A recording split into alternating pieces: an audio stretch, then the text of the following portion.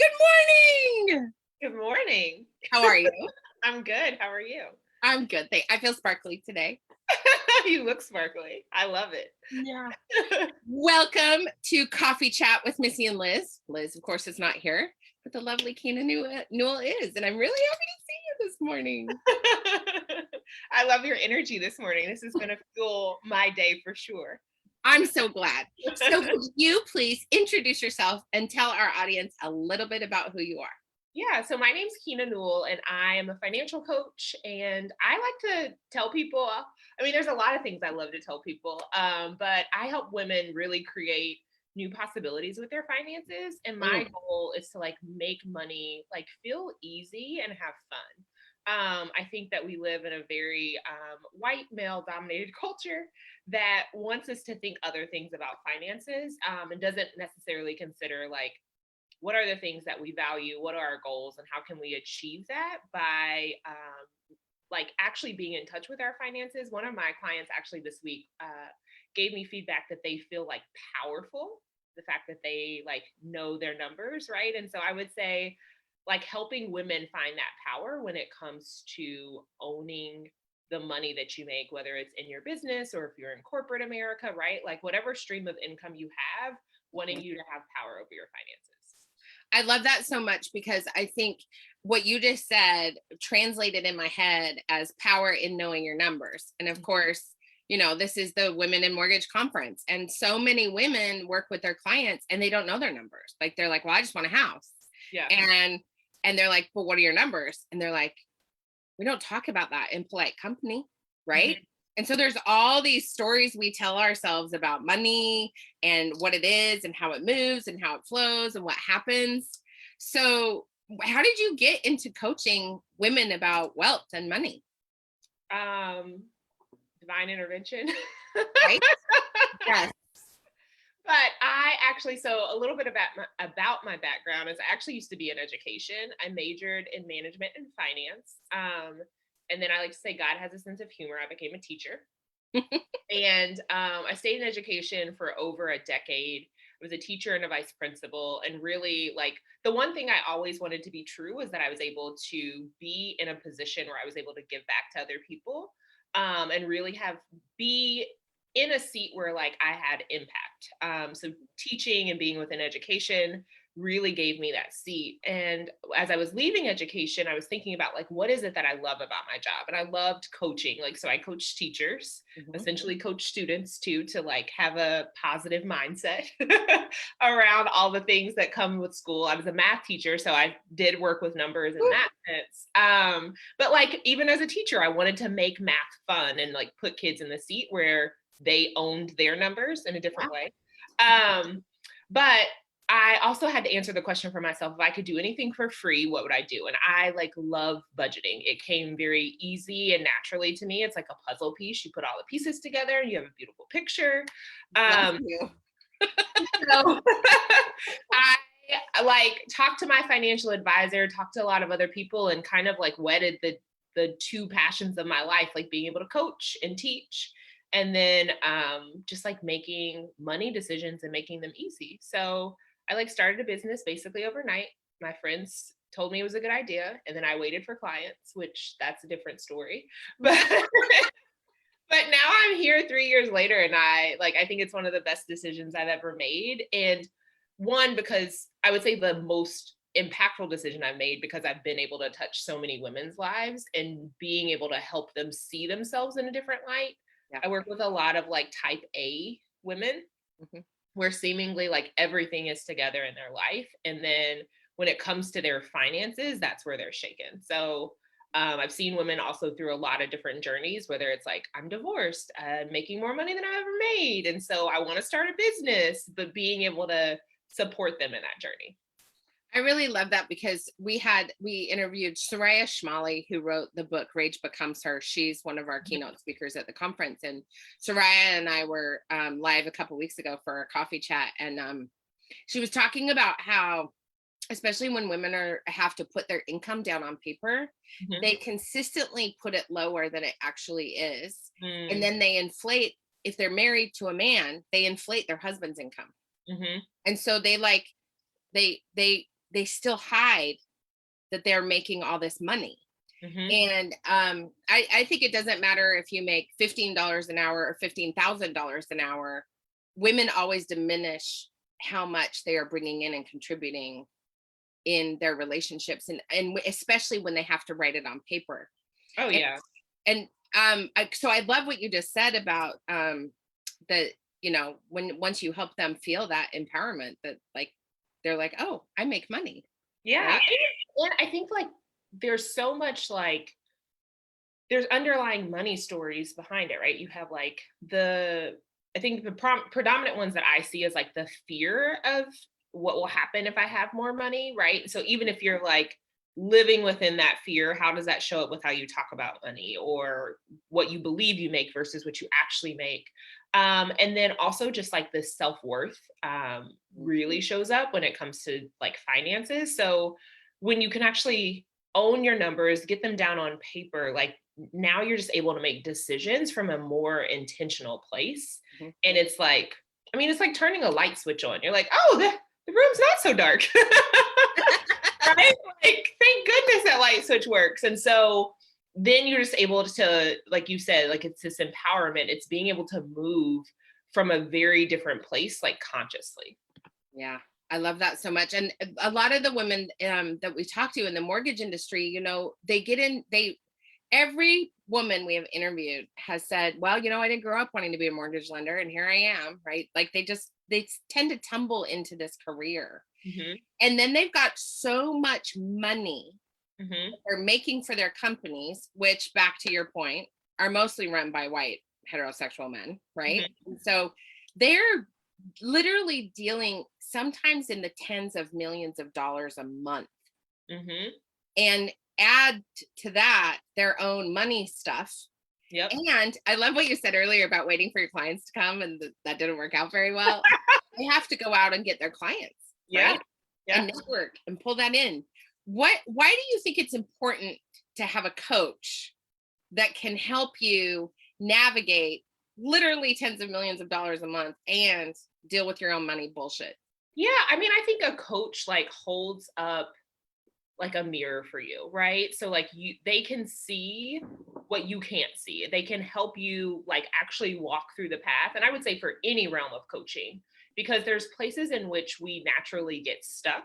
And so when you have a coach, they're not caught up in all the drama and whatever your brain is telling you, whatever thoughts and feelings you have, right? They stand in a very neutral position and they're there to help you to achieve whatever results you said you desire to achieve. So, like just thinking like if you said like, hey, I want to be able to contribute to retirement this year, like taking it to a financial standpoint, or I want to be able to pay myself consistently or save for taxes, like what's going to happen is the coach is going to hold those results for you, hold the space for those results and walk you through. And so those days that you want to shutter and like close down because of fear, they're going to be able to reflect back the things that you said you desired to do, but also like reflect your wins, because on this journey, I think oftentimes we're waiting for like whatever the big result is that we want at the end. And so we don't pay attention to like, what are the things that we've done in between?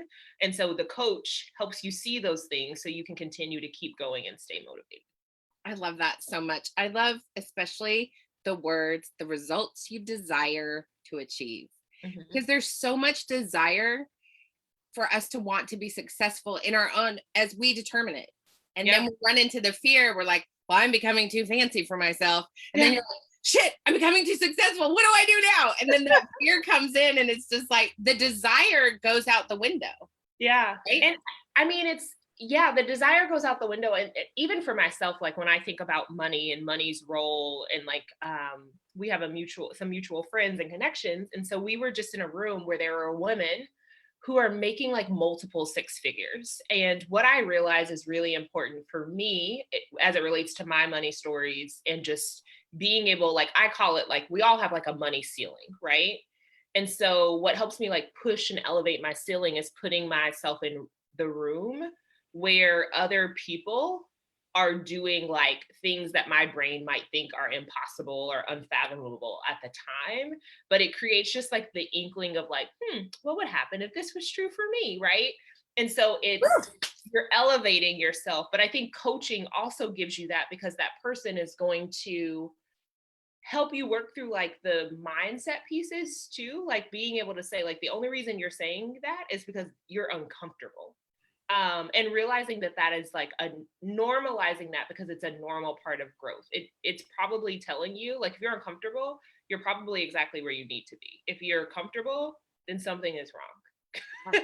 Like, you're not pushing yourself, right? My husband this morning was like, "What is wrong with you?" And I was like, "I don't know. I have all these things happening." And he's like, "You are cranky." And I was like, "Oh God." And I had this moment where I was like, "Am I gonna move up another level again?" Because what happens with me is I'm like so doing so well, and the conference is going well, like everything's going well. So I'm like, something clearly catastrophic is going to happen soon. Oh, self-sabotage? Yeah. Oh. And then I was like, and I'm starting to recognize that when I'm in a bad, foul ass mood, it's because I'm trying to dim my shine and like kick myself down a notch. And Yeah. you know, so nothing like coaching, right? Like I'm self-coaching myself this morning, going, I'm gonna put on my sparkles. Yeah. And I'm gonna feel good about myself, and I'm gonna see if I can't break through this next level, right? Because I'm breaking through another level in my business and in my life and in all those things. And I love that question. And I hope everybody takes that question with you. What would happen if this was true for me? Like, I really love the idea of surrounding ourselves by women who we aspire to be like and aspire to connect with. And that's really why we're doing this conference, is because we want to be able, so much of the space in finance and mortgage and real estate is masculine, male driven. Mm-hmm. And I think a lot of women who've been in mortgage for a really long time are starting to recognize there are spaces where women come around the table. Mm-hmm. And what I barely got a couple women to acknowledge in the last couple of weeks is how white those spaces are. But can we just talk a little bit about the elephant in the mortgage room, which is there are not a lot of women of color working in the mortgage industry. And what do you, if you had a dream for the mortgage and like spaces of finance, Mm-hmm. and helping women really be able to be in those spaces safely, women of color be able to be there safely. Mm-hmm. What do you think white women in the mortgage industry need to understand about how to create spaces that are actually welcoming, not just inclusive and not just equal, but are actually welcoming, where women can actually thrive in that space? I mean, I think it's doing your own inner work, right? To recognize, like you're saying, like, I don't know how many people, like white women, white men, go into a space and look for diversity within the space, right?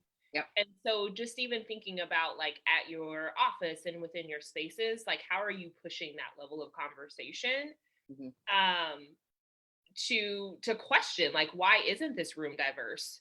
I'm at this board, at this board table, in this board meeting, and I'm looking around and it's the same dominant voices that we're hearing. It's the same types of people. So we're not actually we're not thinking about like who isn't in this space and what other voices do we need to include.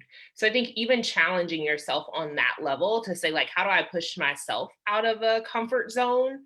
To really think about like, how am I challenging the people that I'm always around to say like, hey, we need to look at the fact that like there aren't enough people in this room to actually challenge our thoughts, our beliefs, like the things, the results that we're talking about creating.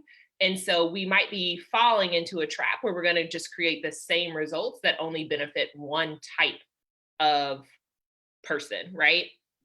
And just like also knowing, I think, within the mortgage industry, thinking about like, what do you know about redlining, and thinking about like, how do I educate myself on these things that are systemic things that I do want to bring into a conversation, because I think that the more that we shift thinking, we're now asking people to ask different questions that they weren't asking before. And so it's like I said, I think it's doing the inner work and then thinking about like, how does that transition to push the boundaries in the space that I'm in. I love that so much, because I think that for a lot of these women, and it's not out of ill intent, it's out of complete just not knowing what to do. And I think part of that is because there's this pressure to do it perfectly. Like, and so women who want to do better forget to do that inner work first, so that they can walk into the imperfectness of doing the outer work to change the system. Yeah. And maybe it's not even changing. I think sometimes I think about too, it's not even changing maybe your workplace, but even just looking at your own friend circle, right? Like look at your neighborhood, look to the right, look to the left. Who do your kids play with? How do you talk about different school systems? How do you talk about different kids at the playground, right? And even like when I think about doing the work, like sometimes it has to come out of your four walls at your house. And thinking about what do you expose yourself to? What do you expose your family to? Because that is it's not about getting it right, but it's about, I think, questioning your own beliefs when you learn something new. And thinking about like, oh, where else might this show up in my life? So yeah. I love that question. Where else might this show up in my life? You're just bringing in all the nuggets this morning, and I'm really happy for it. I'm not happy that I'm so happy for myself that I'm getting all these little nuggets this morning. Thank you so much. So you are speaking at our conference. I'm so excited. As we're wrapping up our conversation, I would just love for you to give a couple of nuggets about what you're hoping to give people when they come to the conference. Yeah, I mean, I want women to really walk away knowing that like I can own my numbers, and owning my numbers is going to make me like, it's going to create so many other possibilities in my life. And owning my numbers doesn't have to be like this laborious task. I have to sit in front of a big spreadsheet and it's going to be so daunting. But I really want people to think about like, if I like knew my numbers, felt really confident with like being able to pay taxes, being able to pay myself, being able to go through the lulls of different financial seasons, because, with real estate, things change. Like if I felt very calm and present with my numbers, like what else would that help me create in the world? And really thinking, I love to push people to think about the fringe benefits, right? Like how will that help your partnership? How will that help you enter a partnership? How will that like help you show up as a mom? And just thinking, like I said, that like ripple effect of doing, like giving yourself the gift, which I think knowing your numbers really is a form of self-care. Whew. Yes.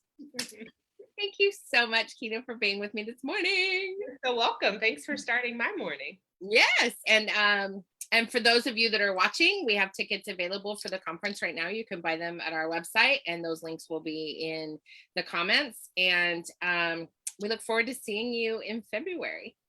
Great. February is so close and so far. Talk to you soon. All right. Bye.